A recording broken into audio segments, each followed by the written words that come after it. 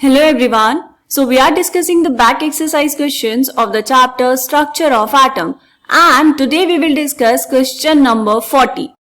So here the question is, in Rutherford's experiment, generally the thin foil of heavy atoms like gold, platinum, etc. have been used to be bombarded by the alpha particles. If the thin foil of light atoms like aluminium, etc. is used, what difference would be observed from the above results?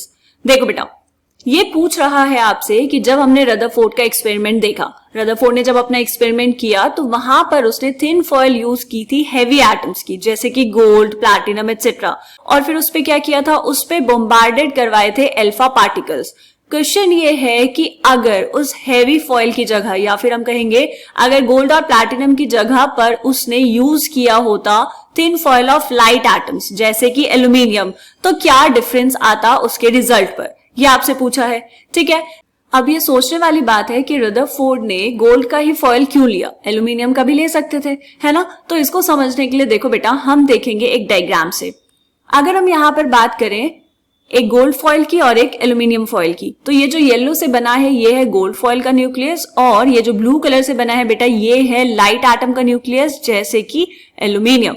Okay, अब होगा क्या, देखो जो heavy nucleus है बेटा, gold जो है एक हैवी एटम है, तो उसका जो न्यूक्लियस है उस पे पॉजिटिव चार्ज भी ज्यादा होगा। तो ज्यादा पॉजिटिव चार्ज होने की वजह से यहां पर आपने बॉम्बार्ड क्या करवाए थे बेटा, अल्फा पार्टिकल्स। अल्फा पार्टिकल्स क्या होते हैं, वो भी पॉजिटिवली चार्ज होते हैं। तो यहां पर जब आप इस पे ऐसे अटैक करवाएंगे, मतलब इस पे जब बॉम्बार्ड करवाएंगे अल्फा पार्टिकल्स, तो यहां से डिफ्लेक्शन जो होगा वो ज्यादा होगा, है ना।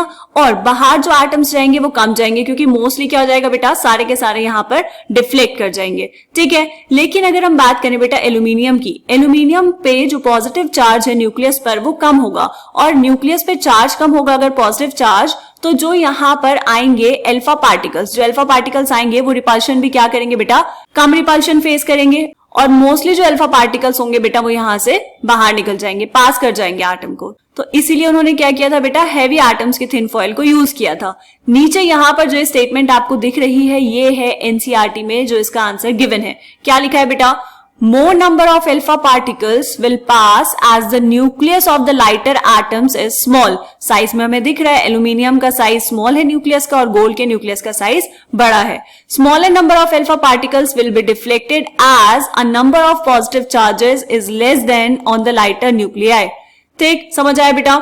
अल्फा पार्टिकल्स जो हैं वो ज्यादा पास कर जाएंगे छोटे एटम्स में से, क्योंकि smaller number of alpha particles वहां से डिफ्लेक्ट होंगे, क्योंकि उस पर क्या है बेटा, जो पॉजिटिव चार्ज है वो कम है।